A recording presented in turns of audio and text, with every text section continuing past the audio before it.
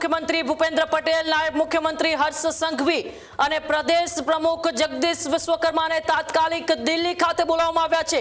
ગુજરાતની અંદર 2027ની વિધાનસભાની ચૂંટણી માટે ભારતીય જનતા પાર્ટીએ તૈયારીઓ શરૂ કરી છે, કેમ કે પ્રદેશ ભાજપના અધ્યક્ષ જગદીશ વિશ્વકર્માએ થોડા સમય પહેલા જ દક્ષિણ ગુજરાતથી વન ડે વન એસેમ્બલી અંતર્ગત વિધાનસભાઓના પ્રવાસની શરૂઆત કરી હતી। કાર્યકર્તાઓની અંદર જો મને જુસ્સો પડ્યો હતો। બેઠકની અંદર મહામંત્રીઓ, ગુજરાત પ્રદેશના અધ્યક્ષ, મુખ્યમંત્રી, નાયબ મુખ્યમંત્રી પણ હાજર રહેવાના છે।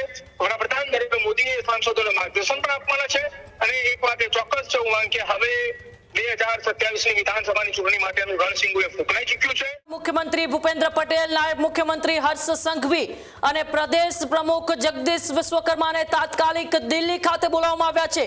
જી હા, ફરી એક વખત મુખ્યમંત્રી, નાયબ મુખ્યમંત્રી અને જગદીશ વિશ્વકર્માને દિલ્હીનું તેડું આવ્યું છે। મુખ્યમંત્રી ભૂપેન્દ્ર પટેલ, નાયબ મુખ્યમંત્રી હર્ષ સંઘવી દિલ્હીમાં, બંને નેતાઓ સાથે પ્રદેશ પ્રમુખ જગદીશ વિશ્વકર્મા પણ દિલ્હીમાં। ત્રણેય નેતાઓને એક સાથે દિલ્હીનું તેડું આવતા ચર્ચા તેજ થઈ છે। ગુજરાત સરકાર અને સંગઠન બંને દિલ્હીના દરબારમાં। પ્રદેશ ભાજપના તમામ મહામંત્રી પણ દિલ્હી પહોંચ્યા। સરકાર અને સંગઠનના નેતાઓ પહોંચતા રાજકીય તર્ક વિતર્ક પણ તેજ થયા છે કે કેમ અચાનક સંગઠન અને સરકારના એ જે પદાધિકારીઓ છે તેમને તાત્કાલિક દિલ્હી બોલાવવામાં આવ્યા છે। સરકારમાંથી મુખ્યમંત્રી અને નાયબ મુખ્યમંત્રી, તો સંગઠનની અંદરથી પ્રદેશ પ્રમુખની સાથે ચારે ચાર મહામંત્રીઓ પણ અત્યારે દિલ્હીની અંદર છે। શું દિલ્હીની અંદર બેઠકોનો દોર શરૂ થવાનો છે તેને લઈને પણ અત્યારે ચર્ચા વિચારણાઓ તેજ થઈ ગઈ છે।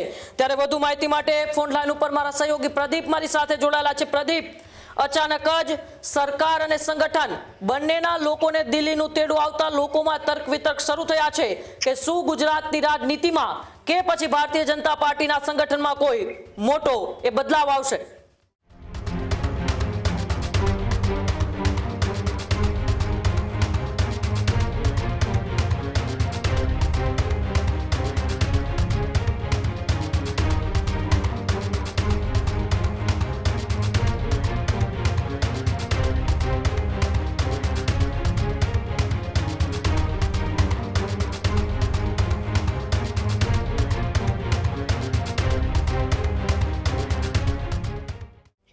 બિલકુલ ઉમંગ, છેલ્લા કેટલાક સમયથી ગુજરાતની અંદર રાજ્યના મુખ્યમંત્રી ભૂપેન્દ્ર પટેલ, નાયબ મુખ્યમંત્રી હર્ષ સંઘવી અને સાથે જ ગુજરાત પ્રદેશ ભાજપના અધ્યક્ષ જગદીશ વિશ્વકર્માએ લાંબા સમયથી દિલ્હીની મુલાકાતે નહોતા પહોંચી શક્યા।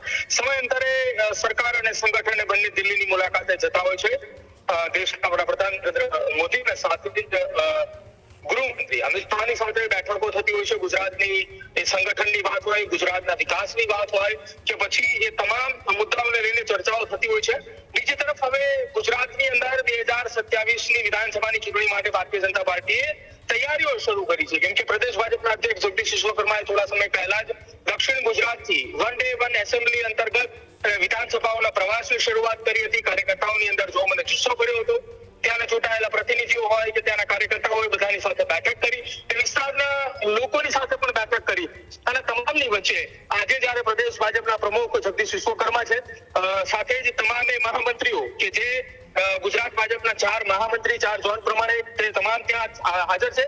સાથે જ દિલ્હી અંદર આજે ગુજરાતના સાથેની એક બેઠક છે। બેઠકની અંદર મહામંત્રીઓ, ગુજરાત પ્રદેશના અધ્યક્ષ, મુખ્યમંત્રી, નાયબ મુખ્યમંત્રી પણ હાજર રહેવાના છે।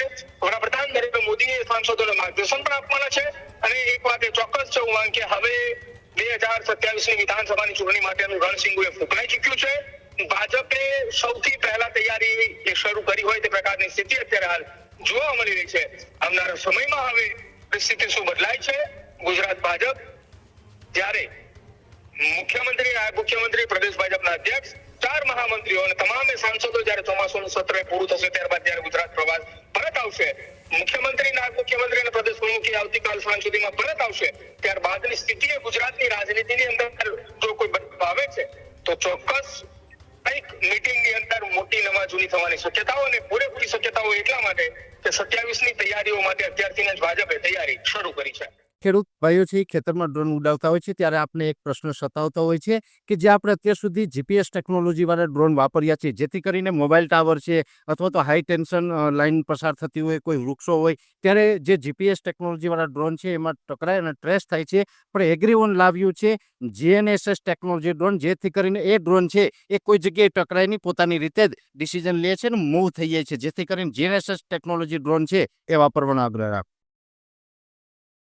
આ જ પ્રકારની તમામ અપડેટ જોવા માટે ન્યૂઝરૂમ ગુજરાતને લાઇક, શેર અને સબસ્ક્રાઇબ કરવાનું ભૂલતા નહીં.